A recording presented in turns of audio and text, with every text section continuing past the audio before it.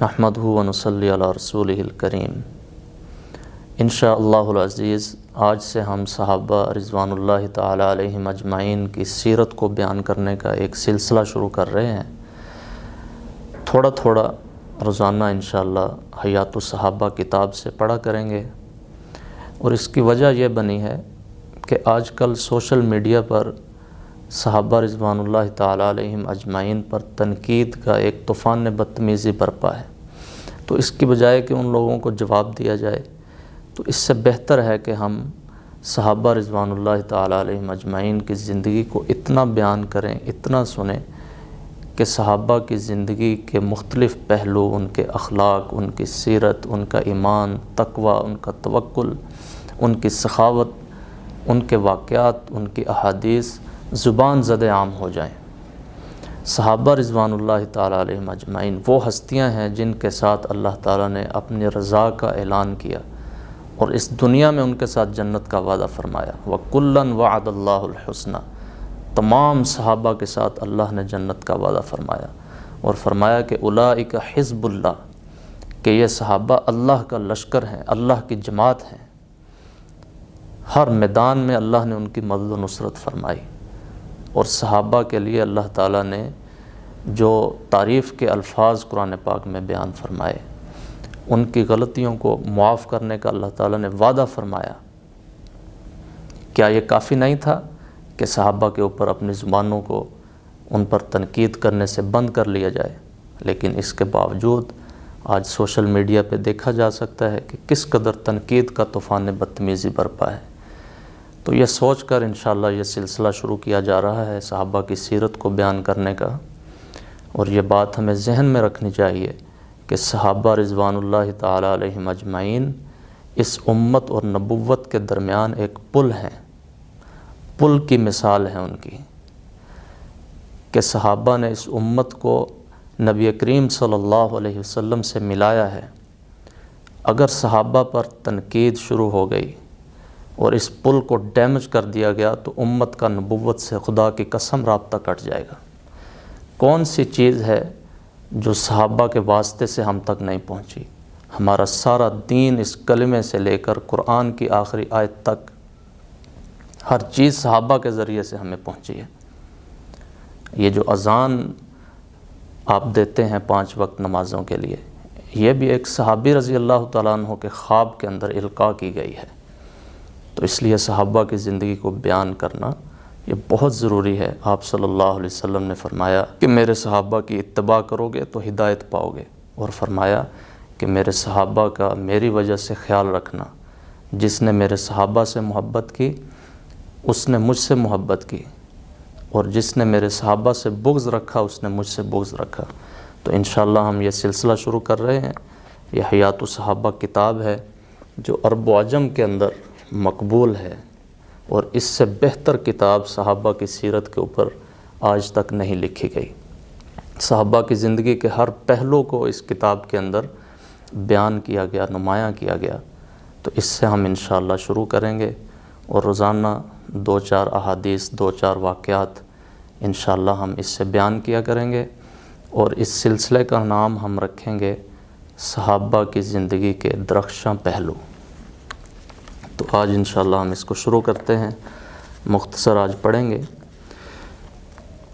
حضرت عبداللہ ابن عمر رضی اللہ تعالیٰ عنہما فرماتے ہیں کہ قریش کے 3 آدمی ایسے ہیں جن کے چہرے سب لوگوں سے زیادہ خوبصورت، اور جن کے اخلاق سب سے اچھے، اور جن میں حیا سب سے زیادہ۔ اگر یہ حضرات تم سے بات کریں تو کبھی غلط بات نہیں کہیں گے۔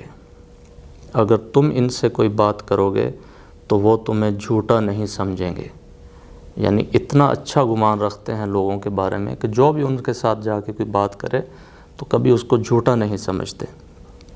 وہ حضرات یہ ہیں: حضرت ابو بکر صدیق رضی اللہ تعالیٰ عنہ، حضرت عثمان بن عفان رضی اللہ تعالیٰ عنہ، اور حضرت ابو عبیدہ بن جراح رضی اللہ تعالیٰ عنہ۔ حضرت ابو ہریرہ رضی اللہ تعالیٰ عنہ فرماتے ہیں کہ ایک مرتبہ میں حضور صلی اللہ علیہ وسلم کی بیٹی حضرت عثمان رضی اللہ تعالیٰ عنہ کی اہلیہ محترمہ حضرت رقیہ رضی اللہ تعالیٰ عنہ کے پاس گیا ان کے ہاتھ میں کنگھی تھی. انہوں نے کہا کہ ابھی اللہ کے رسول صلی اللہ علیہ وسلم میرے پاس سے باہر تشریف لے گئے ہیں. میں ان کے بالوں میں کنگھی کر رہی تھی. حضور صلی اللہ علیہ وسلم نے فرمایا تم نے ابو عبداللہ یعنی حضرت عثمان رضی اللہ تعالیٰ عنہ کو کیسا پایا؟ میں نے کہا بہت اچھا. حضور صلی اللہ علیہ وسلم نے فرمایا ان کا اکرام کرتی رہو کیونکہ وہ اخلاق میں میرے صحابہ میں سے سب سے زیادہ میرے مشابہ ہیں. یعنی حضرت عثمان بن عفان رضی اللہ تعالیٰ عنہ.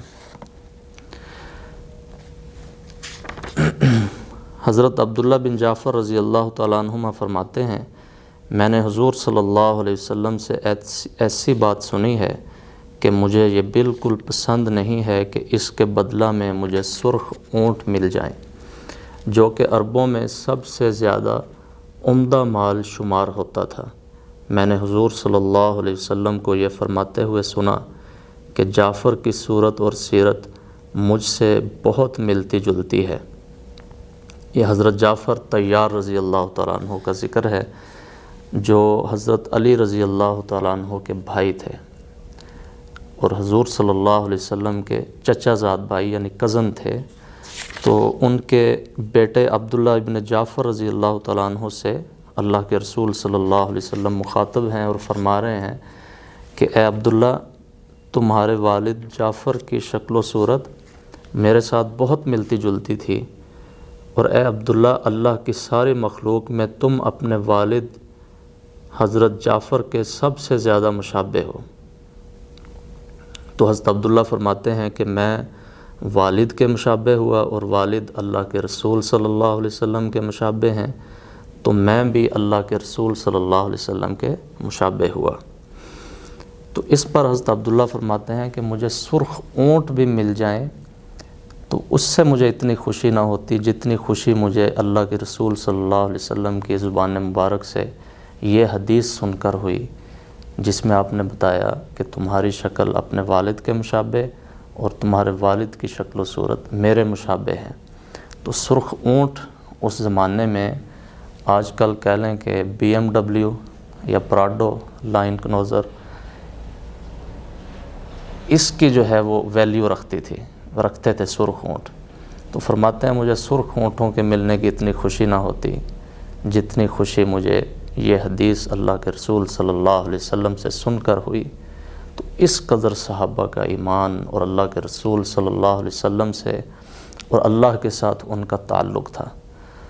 تو انشاءاللہ ہم یہ سلسلہ شروع رکھیں گے اور یہ ہمیں آپ صحابہ کی زندگی سن کر پڑھ کر یہ دیکھنا ہے کیا وہ لوگ ایسے ہیں کہ ان پر تنقید کی جائے, ان کی کمیوں کوتاہیوں کو بیان کیا جائے جن کو اللہ تعالیٰ معاف کر چکے.